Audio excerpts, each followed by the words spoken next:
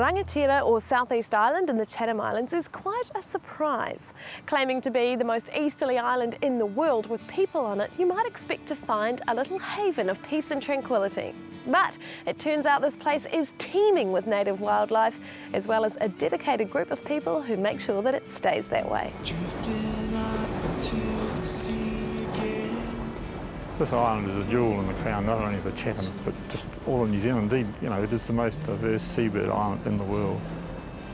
Letting go of what you thought you had since the sunset. Tell me a little bit about the history of this island. Up until 1953 it was farmed. In fact, it was farmed for 100 years, and at the peak of it was running 120 sheep plus cattle, so it was, you know, you could say it was a productive farm.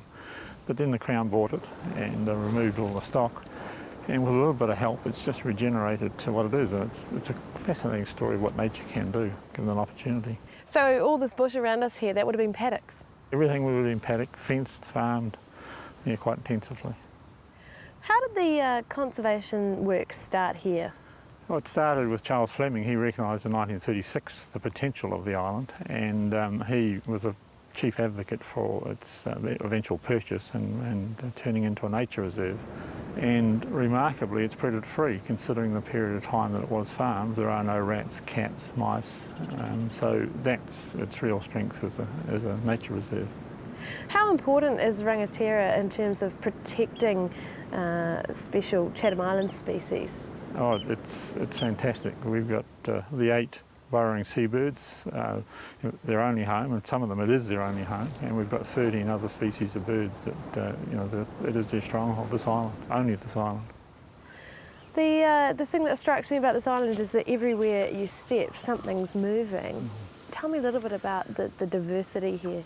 Yes, the whole island is literally honeycombed with burrows, and you can walk on the tracks which are established and maintained, but to walk off the tracks you need the special boards to walk with. Now, they may not look very fashionable to you or I, but these burrow boards are absolutely essential for working around seabird colonies to prevent your feet from going into the burrows.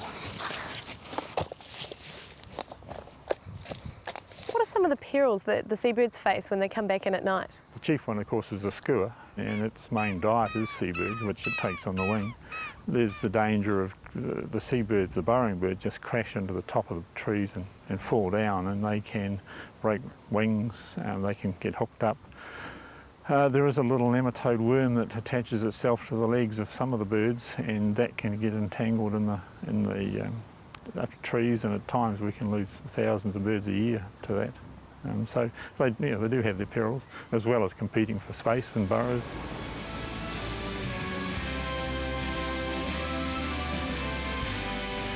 Not only is Rangatira an important part of the Chatham Islands' history, it's also an amazing mecca for wildlife, and surely part of its success lies in its isolation from the rest of the world. Drifting off into the sea again, holding on to